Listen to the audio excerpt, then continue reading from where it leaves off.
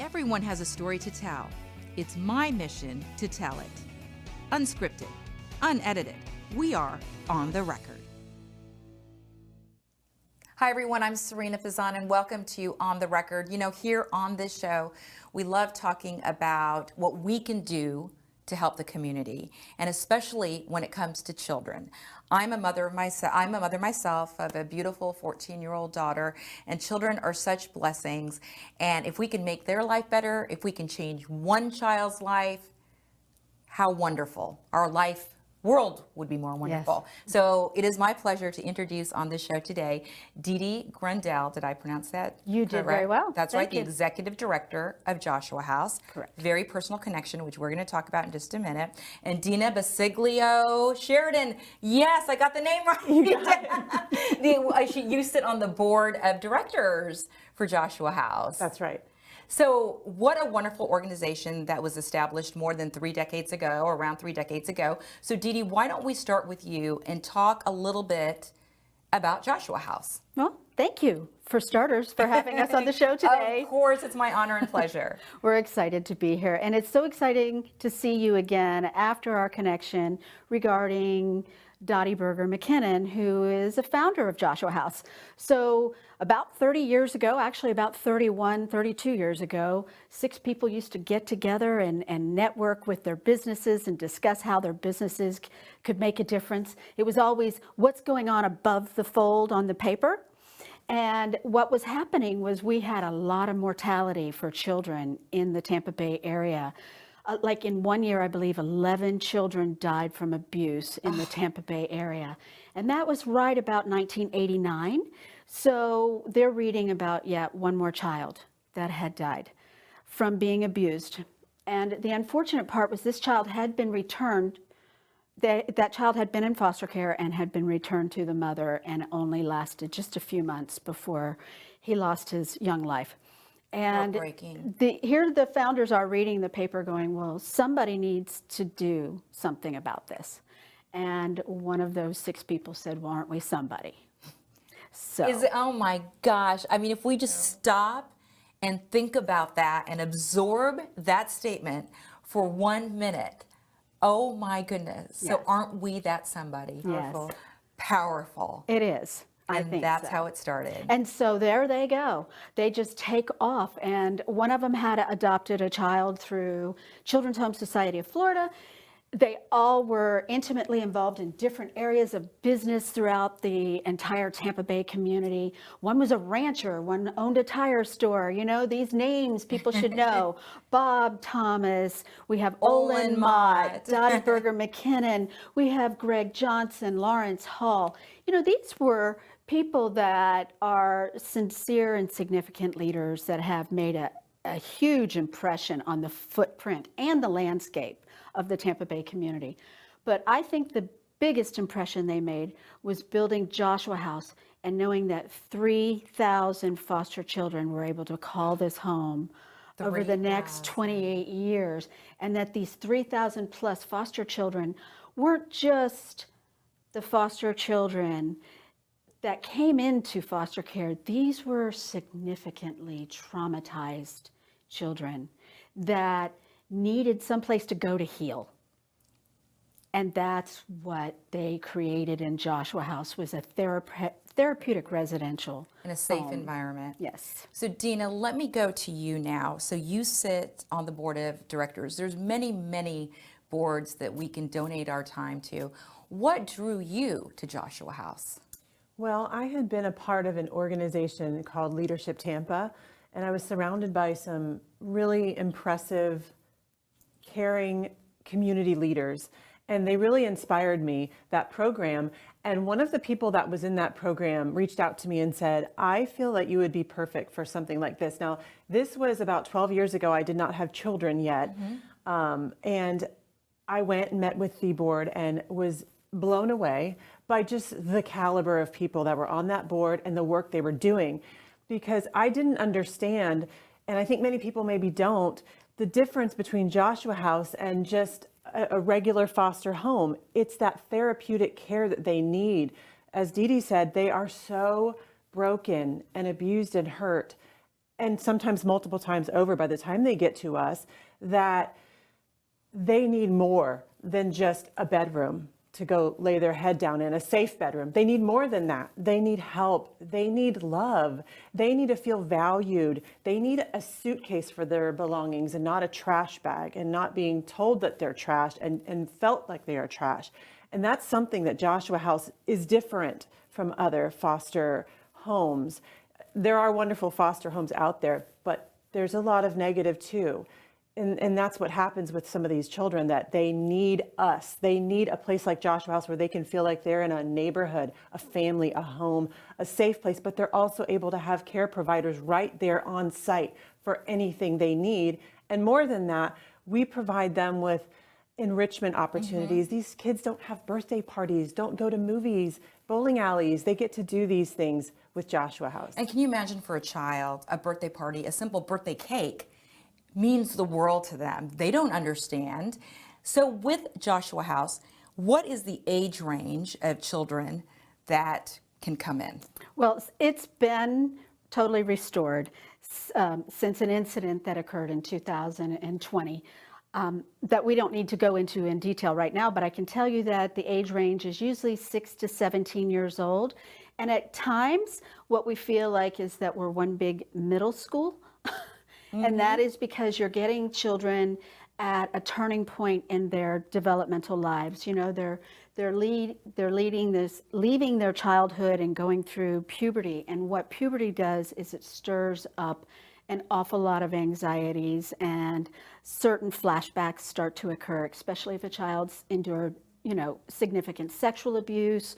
There are self-esteem issues that you have to work on, and you have to work through. So many different types of abuse, sadly. And whether it's alcohol abuse that they're witnessing from their parents, drug abuse, even if their parents are separating, we're talking about domestic violence. I mean, so many horrible things. There is. And if a child has been abused very early, just seriously in infancy through those toddler years where they're the most vulnerable, you really are doing a lot of cognitive damage to those children that you aren't aware of. You may have a child who's just brilliant and a genius IQ, but if they've been abused, they're dealing with damage that has occurred that, impulse responses are different. They almost have a post-traumatic stress disorder from those early childhood developments. You've got reactive attachment disorders, different things that can occur that you need to help them build the tools to work through this for the rest of their life. Because as they develop relationships, they need them to be healthy, they need them to be strong, and they themselves have to be strong within that relationship so that they themselves don't become a problem. Right. Or, sadly, right. I mean, the recidivism rate, sadly, for so many, for crimes, especially sex crimes, sadly, 7 times higher than any other type of crime. And I'm not saying that these children would do that, but we have to focus on their mind and build their mind. But speaking of that, so the show is unedited, unscripted, and I love the fact that it's a conversation. Do either of you have any type of psychological background at all, by any chance? Neither one of us. We have a lot of love background, though. So, but let me ask you this. The reason why I asked that question is because of this, because I'm not a psychologist either, but I've covered a lot of stories in my career and a lot of background in journalism. You would hope that, of course, we can help these kids and we can help get them at a great mental state. Do you feel that is possible? But what does it take? I mean, years and years of therapy, but is it possible? Absolutely. It's absolutely possible. I don't even know how to tell you how you can measure success for foster children, because number one, I think their greatest success is their resilience. The fact that they just bounce back from one disappointment after another. And don't think that just because they get into foster care and it's safe and they're now in a safe environment, that it is safe. It's not. Foster care is a very complex place for a child to have to be. They are totally disenfranchised from any choices that they get to make regarding their life. They're moved so often, they don't go to the same schools. They're constantly having to restart. just restart again and again and again. And they begin to kind of shut down those little areas and keep like this laser focus. And what you need them to do is broaden their horizons. So I think some of the most beautiful things are the little successes that we achieve. You know, when you hear laughter on the playground instead of tears, you know, when they take their clothes out of their garbage bag and put it in a drawer. And it's folded nicely. And they're proud of it. They're making a commitment to something. When they forge a relationship with another adult and begin to hug and turn to that person and start telling them their concerns and their fears.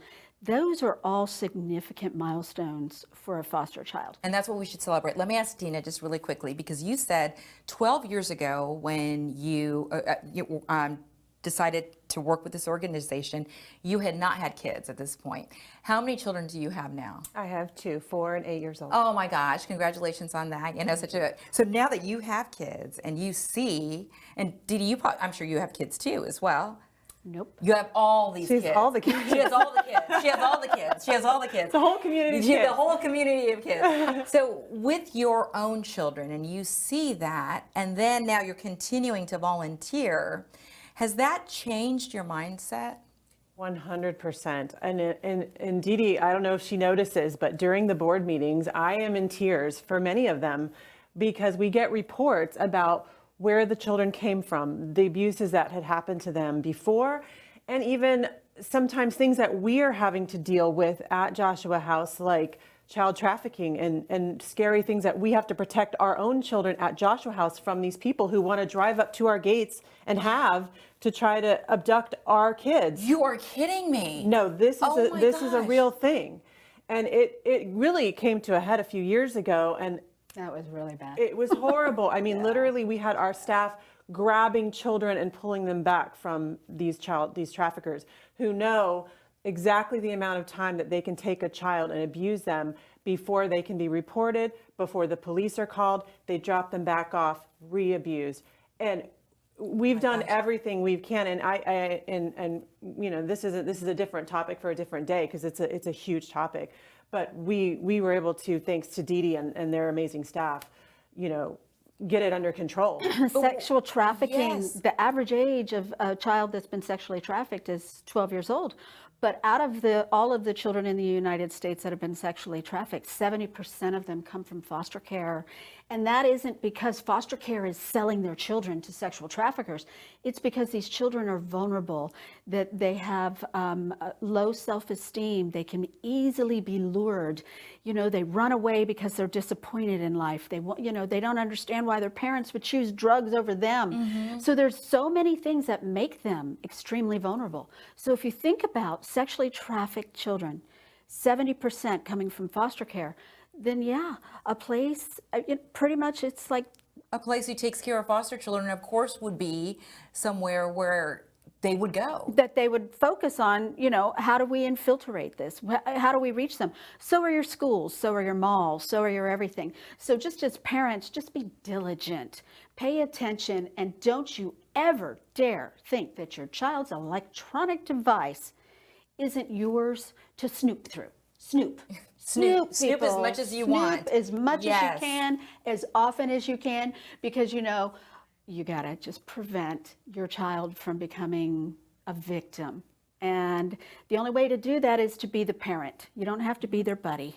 Be their parent. You know, it's we're going to go to a break in just a moment, but you know, at the beginning of the show when I was talking about how On the Record and the network here at CP Communications and Red House Streaming, we really do try to focus on the community, show how we can help, and we did do 2 one-hour specials on human trafficking. Great. We had panels, and so I would encourage people to find those shows. Of course, they're out there on Roku, on our 24/7 digital channel, but very important issues. And we have so much more to talk about. I want to talk about your big event coming up, and also the special connection to Dottie Berger McKinnon. Yes. Absolutely. Stay with us, guys. We'll be back in just a moment.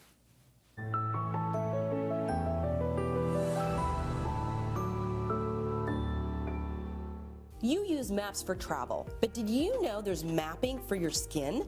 It's called Visia Skin Analysis. Above average, that's pretty good. Here's why I used it at South Tampa Dermatology. It scans your skin for sun damage and wrinkles. You can see how your skin compares with others in your age group. Why is this important? So here's what we'll do. It can target a treatment program to meet your needs and save your skin over time. Another reason why I rely on the dream team at South Tampa Dermatology. Precision Garage Store, this is Sophia. How may I help you? It's the people who work here that make the difference. That's what we're all here for, teamwork, right? Exactly, yeah. That's why we're here for you today. With one purpose: If you need us, Precision is here for you. to give their best to our customers. We put out love and we get like 10 times back. You get it coming back too. Yeah. We work for you. So thank you, Tampa Bay, for year after year making Precision Garage Door a top workplace. Labelswap is a retail store that you can bring in the items you don't want anymore. We will buy them for either a cash offer or store credit, and you can also shop the items as well. We carry anything from H&M, Lululemon, up to your luxury items like Gucci and Louis Vuitton. There's nothing really around like it here in the market. It is a fun, personalized experience. Welcome back, everyone. We are talking about Joshua House, a wonderful organization in the Tampa Bay area community that helps foster children. Dee Dee, it's so great to have you. Dina, wonderful to have you as we continue this very important conversation. So coming up this week is a major event. Dina, can you hold up that book? Absolutely. So, oh my gosh, so the author of Three Little Words, Ashley Rhodes Quarter, like a quarter, is the guest note, is the keynote speaker. Correct. And she's from here. Yes. Okay, Yes, so- she is. So tell us, like, you picked up, and it's a New York Times. It's a bestseller? New York Times bestseller. Yes, it's called Three Little Words, a memoir. And I just read this book in 2 days over the weekend. I could not put it down. Tragic, heartbreaking, but so inspiring because she really overcame a lot to become a success. And she wrote this book about her journey to adoption, which I think she wasn't adopted till she was 12, and she was in 14 different foster placements through that time. Just absolutely heartbreaking. And Dee Dee said when we were talking about it, because I was reading the back of the book right before the show, and I said, wow, like so sad, 14 foster homes. And then Dee Dee said, well, that really isn't that much sometimes, or that many sometimes, sadly. It is tremendous for a child, but it's not unusual in the foster care system. The average amount of times a child can move in a year is 6. Wow. So in a 2-year period, a child could be in what would be 12 homes. If that child demonstrates the need for therapy because they have complex traumas, there's behaviors that mean that they move many more times, anywhere from 24 and up. And that's just, every time you're just, Every single time, starting all over again. you're just re-traumatizing them Right. more and more. You have to and retrust more. again. I mean, you know, even if retrust is a word, trust somebody again, open up your heart again. And you know, it's hard enough as an adult to do that. So just to think of little children trying to Right. do that When and you- craving love. When you see this little 10-year-old that drags, you know, a little backpack behind them into a house, and they put it down and they just kind of look over and go, so what are the rules? Right. I mean, and wondering why doesn't my mom or dad want me, or why aren't I with my parents? You know, I mean, it's just thinking about it again is heartbreaking. But what is inspiring, on the same note, are so many people who are trying to help make things better, including Ashley. And she, actually, they're working on a major motion picture, I heard. That's what we're hearing too. We're so excited. And when I read this book, of course, I thought 3 little words, I love you, because her mother did say that to her, and she was always hopeful that her mother would come back. And in fact, in her case, her mother was a young mother. She was born at 17. When she was 17 years old, that's when Ashley was born. And it was more of just a couldn't care for her type of thing. The mother always loved her, and she always loved her mother. And so the 3 little words, and I think it really does speak to a lot of these children's experiences, and what you all were just talking about, is they're so let down over and over and over again that by the time she found an amazing family that wanted her, when the judge finally asked her, and it was a local judge here, asked her, do you want to be adopted? She said, I guess so. And those are the three little words. I mean, my gosh. I mean, I get chills just thinking about it. I guess so. Oh my gosh. I know, because immediately you would think three little words. Of course they would be, I love you. But I guess so. And then she does find a home, though, and builds herself up. Yes. Thanks to this family, and is able to now share her story in hopes of helping others. And not only that, she not only shared her story, but she was very precocious and known to be very smart, an early talker, all of that.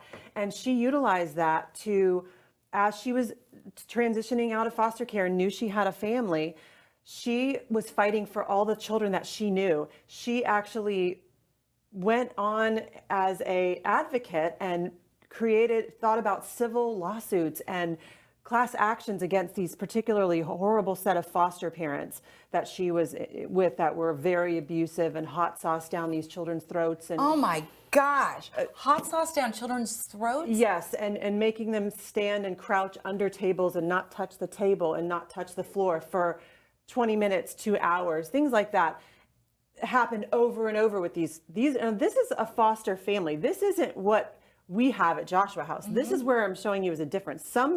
There's wonderful foster families. This was a terrible one. And she was able to pull herself up and say, how can I help other kids that are still experiencing this? And she fought back and did depositions and filed lawsuits on her behalf, on her brother's behalf, and on these other children's behalf as much as she could possibly do. It's a really incredible story. And it's, because, and you mentioned it, Tina, of course there are so many wonderful foster families. And I do want to point that out because there are so many wonderful people out there that are devoted and dedicated to helping children. But then again, we do see the negative stories as well. And books like this, women like Ashley, the two of you, so children know that they do have a voice, that there is someone to go to. I think that is such a key. And so I want to go back to the very beginning of the show when I said, talking about a personal connection. Mm-hmm. So Dottie Berger McKinnon, who's one of the founders who you mentioned, yes. I was so close to her, amazed by her. And what I said at the beginning of the show is her quote: if you can help one child, imagine how wonderful the world would be. When she sadly passed away in October of 2013, it was the only time I openly cried on the air. Wow.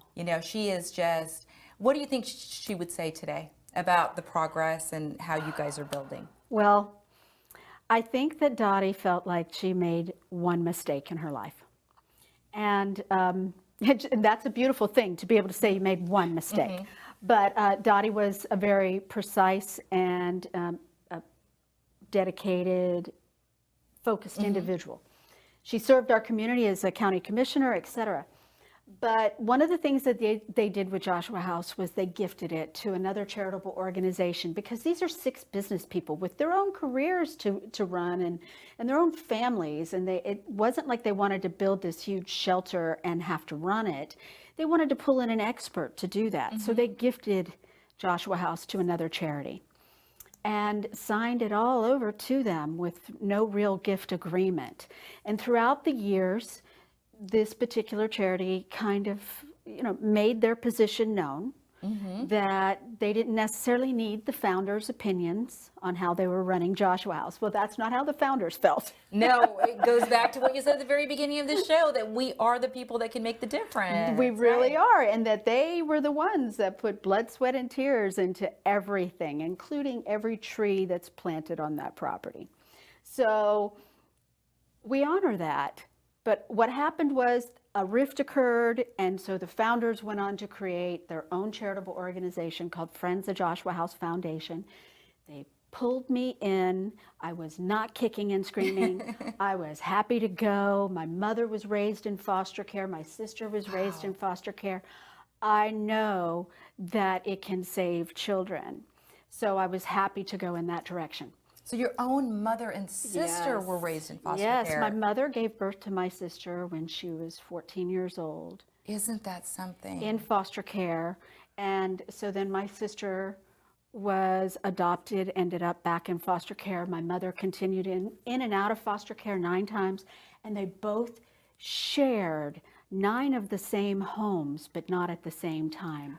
So she never got to see her baby again. Oh my gosh. It broke her heart. But our sister found us when she was 43 years old, and literally I watched this huge hole in my mother's heart just heal. That is a reunified. story in itself. So But she found you guys. she did. But that's not the story of our unification. Yes. It's Dottie. Dottie was a force to be reckoned with. She truly was. She was a force of nature. She was a hurricane Cat 5. I know. I truly love her. Coming at you. But she did it with such grace, and she was a lady in all things that she ever did. And I think that the one most important thing for her right now is to know that our board of directors took a leap of faith and they saved Joshua House, and they regained it from that charity that it was gifted to, and now we are operating Joshua House independently. Doesn't that give you goosebumps though? I mean, honestly. I want to cry Yeah, thinking yes. about it. It was It's a amazing. journey. And, It was a journey. and I know that healed that huge hole in Dottie's heart, where she felt like, why didn't we just keep control over this and have faith in themselves to do it? But now you are. So how can people help? What can people do? We are 100% funded by the community. We don't receive funding from the child welfare system, from the state, the government. We literally receive funding from every little individual donor. If it's $5, $50,000, $2.625 million to get us out of debt from buying Joshua House back from the other agency, so on and so forth. We rely on the community to help put the pillows under the heads, the shoes on the feet, the suitcases in the closet, everything comes from the community. Yeah, from bananas to bookcases. No, but that's good for the community to know, because we do have so many wonderful people who do want to help, and there's so many choices on who you can help. And I'm sure there are people that are watching and listening. This could be resonating with them, so you never know. So with the event coming up on Friday, are there still seats available, or is that one sold out? We have sold out, which is wonderful, but it is annual. It's every single year. And it is our biggest event it's our biggest fundraiser for Joshua House, and it's one of the biggest child abuse awareness benefits in the area. And we focus on awareness because we really want people to understand it's an inspirational thing. You come and have lunch, but you're going to be inspired, and hopefully you can help us in some small way. So yes, it is sold out this year, but it's every April, and we will promote it next year too. So hopefully more new faces can join us. Right, because April is Child Abuse Awareness Prevention Month. Yeah. So we would love to prevent it. If I thought that as a society we could do that, that would be beautiful. But Dina is co-chairing this with Marshall Slayton, and they have come up with a great theme. It's Be the Rainbow. We're asking your audience, anybody who picks up on this feed and watches this stream show any time of the year, you can make a difference. It doesn't have to be just in April. It can be any time of the year, and you can go to donatejoshua.com. You can go to our website, friendsofjoshuahouse.org. You can text I am worthy to 44321. There's so many ways to give, but your sweat equity, your time, just teaching your children how to be safe. Being good parents is another way to support Joshua House.